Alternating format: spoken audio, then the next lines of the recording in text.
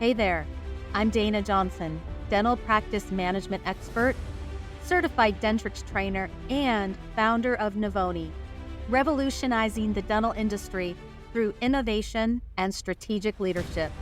It wasn't long ago that I lived in your shoes, navigating the daily challenges of managing a dental practice with the hopes and dreams of having a productive schedule, money in the bank, and getting home on time to my sweet daughter. After 25 years working in the dental practice and 17 years as a certified Dentrix trainer, I found my life's work, helping dental teams one-on-one, optimizing their systems and software. If you are looking to create the thriving dental practice you have always dreamed of and empower your high-performing dental team, you are in the right place. Let's get started. To the High Performing Dental Team podcast, and we are podcasting live this week from the Rocky Mountain Dental Convention. We are on the show floor today, so if you hear a little bit of background noise, that's probably where it's coming from. And I have a special guest with us today, my good friend and dental industry leader, author, speaker, consultant, and owner of Jameson Management, my good friend Carrie Weber. Welcome. Thanks, Dayna. It's so good to see you. Thank you for inviting me to be on. I know. It's so fun when I get to see my dental friends at conventions and we get to just sit and have a chat about what we are experts in. Yes. And so thank you so much for spending a little bit of your time with us today. It's my pleasure. Yeah. You know, it's funny because a lot of dental practices and dental teams love to come to these meetings so that they can socialize and connect and you know, dentists see their colleagues and team members see their colleagues, and it's the same for the speakers, really. What people may not know is that those of us that are on the road in the profession of educating, we really look forward to seeing our fellow road warriors just as much as they enjoy seeing their classmates and colleagues at these meetings. You know, last night, I know you had dinner with some of your friends in the industry, and we get to have dinner with some friends tonight, and it's always so good to see you. And I remember when I was in a practice, going to conferences was always a thrill because it was kind of a team building event as well. Yes, absolutely. I mean, it's team building. You get access to such a breadth of speakers and topics, and then you not only that, but you get to be, you know, we're sitting in the exhibit hall and you get to see all of these great companies and all of the tools that they are bringing to the table, and see them firsthand and learn more about them. I think it's just a really, really great way to grow and develop and bond, in our profession. So I know I'm biased. I'm very proud of going to the meetings. I am too. I love it. I absolutely love it. And this is my home show. I know. You know, in Denver, I just got to get in the car and drive down here in the backyard. I know. And I know you're gonna fly home tonight to those beautiful two little boys. I am waiting for you. I am. Yeah, I am. It's so exciting. Yeah. All right. Well, let's dive into our topic for today, because I know that you are presenting at the convention. Yes. And your topic is reducing no-shows and cancellations. Yes. Which is such an important topic for all of our dental teams. And so if I was sitting in your audience, so I'm an attendee, I'm sitting in your audience, and I'm taking really good notes, what would be like the top 3 things that I'm going to be able to take back to my practice on Monday morning and really like implement right away? I think it's such a great question. So yes, this morning was on being plagued by cancellations and no-shows, how to reduce out the practices. And this afternoon, I'm actually speaking on what I call the 5 energy and productivity vampires in a practice. Ooh, and sounds great too. Honestly, they blows together because really what it comes down to is systems and skill sets.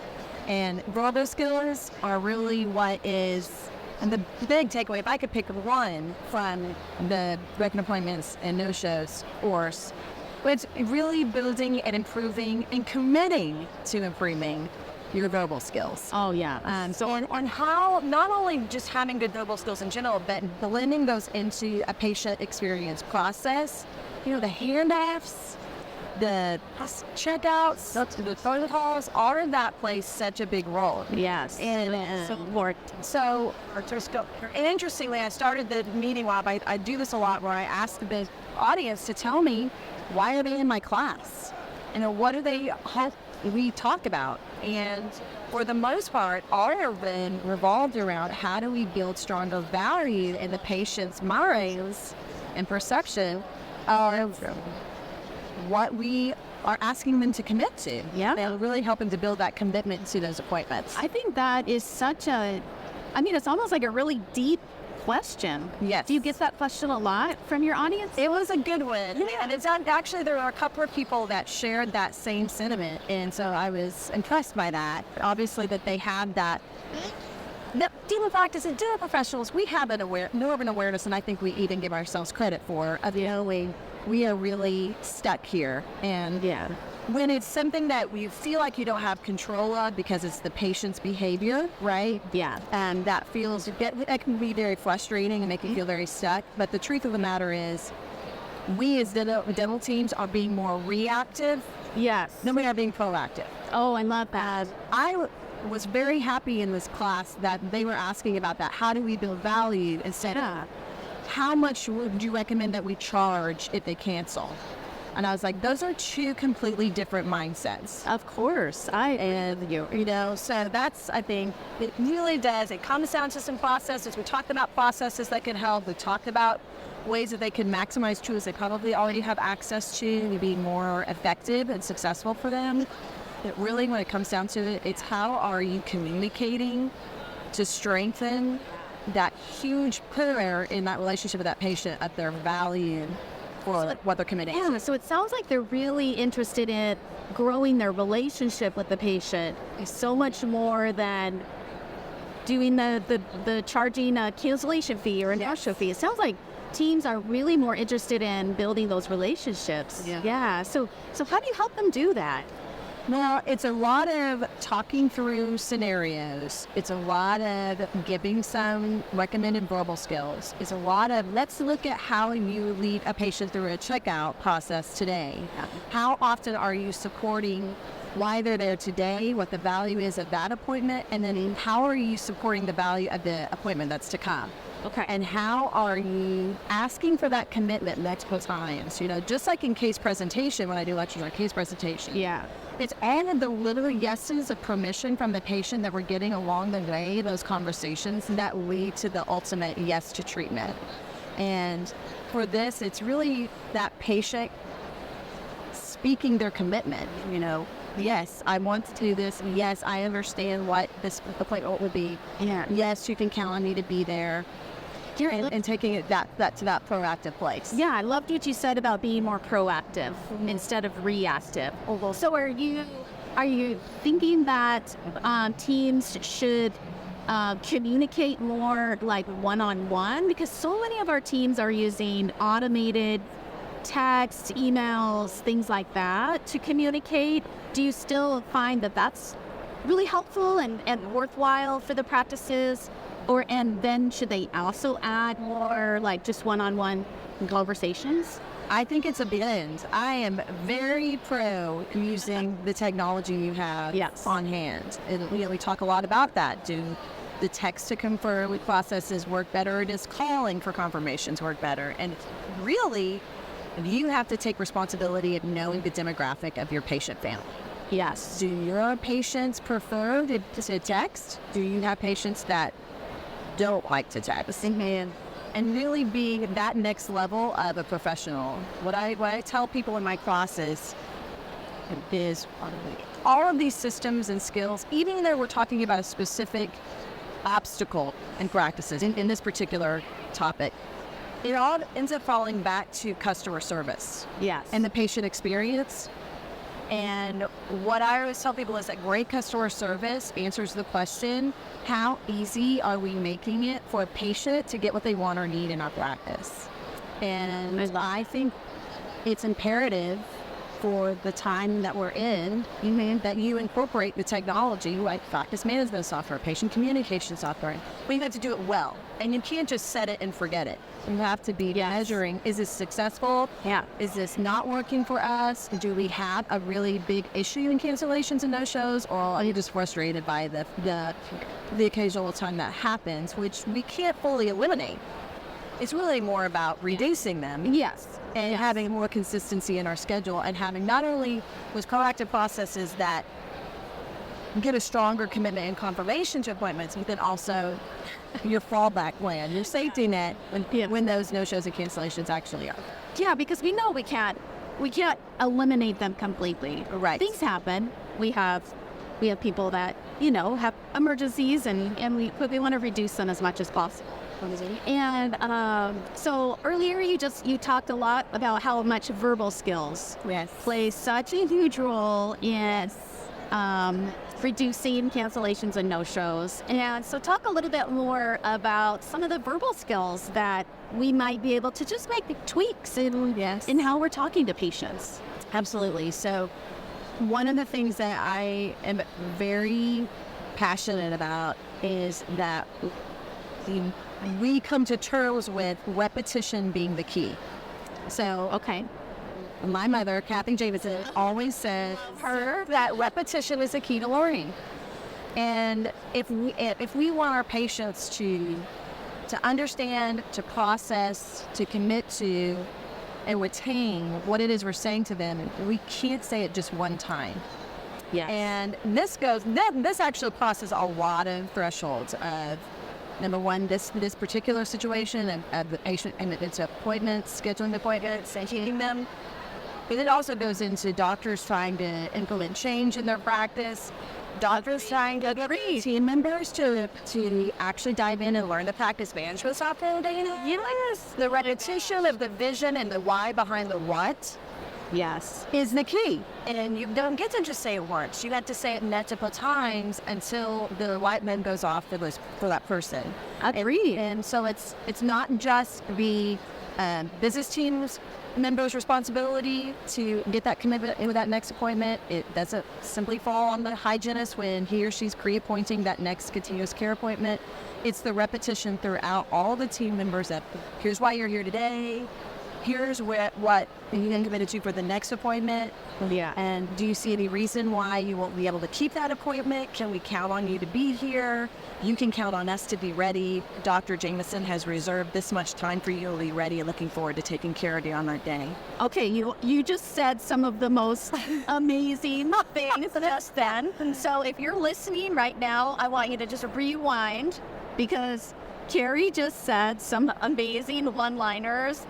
She said about 3 or 4 of them just right there. So just rewind right there and get your pen and paper out and write down what she just said, because I just loved a few of those one-liners that you just said. They were brilliant. And they all had intention in mind. Yes. That's the thing, the proactive versus reactive.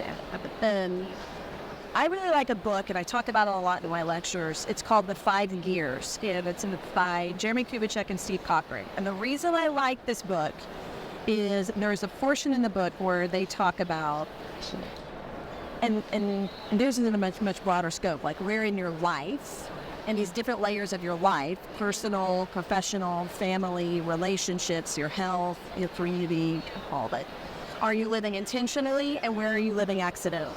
Oh, and so the question I spin it on is, in the practice, where are we practicing and working intentionally, and where are we working accidentally?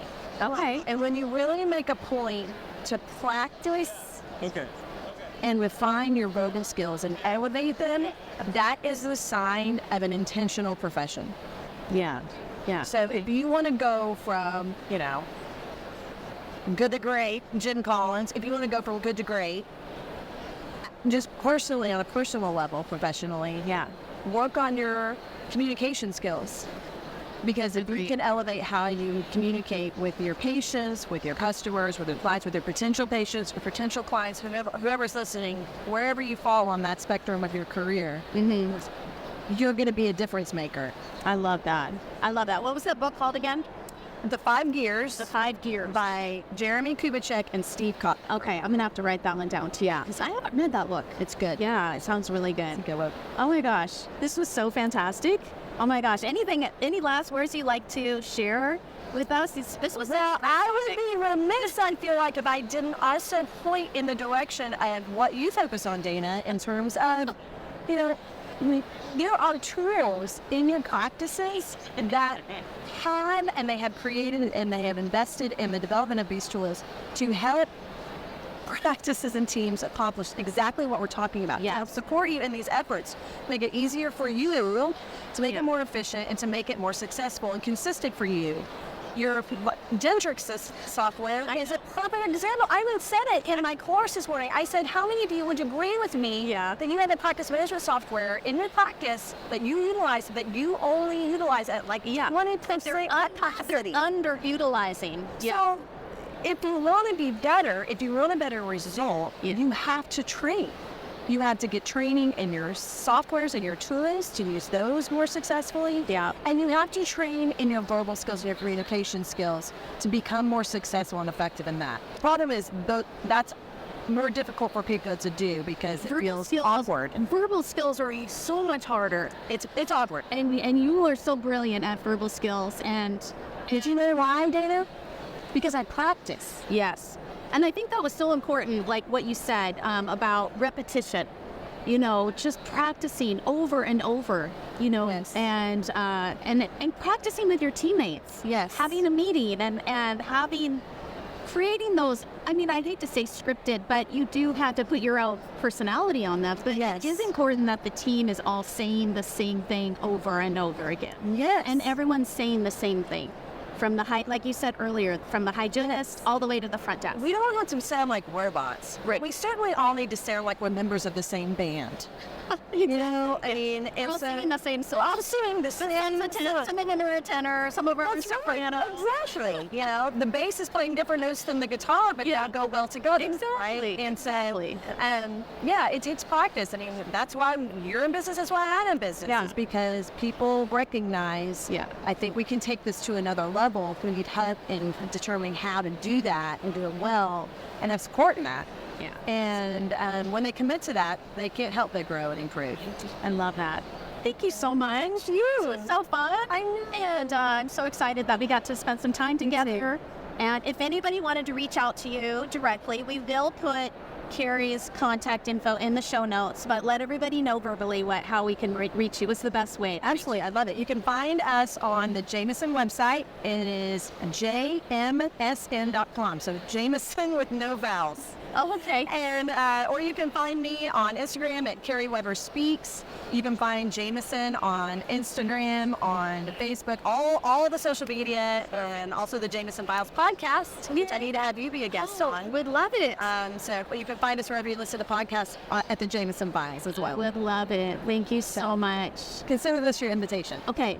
Accepted. Perfect. Consider this the accepted. I can't wait. All right. Thank you, my friend. Thank you. All right, my friends. Coming to you from Rocky Mountain Dental Convention. I am gonna close out today because I'm getting we need to wrap up. And so thank you so much for spending some time, your valuable time with us today. And I look forward to watching your journey of becoming a high-performing dental team.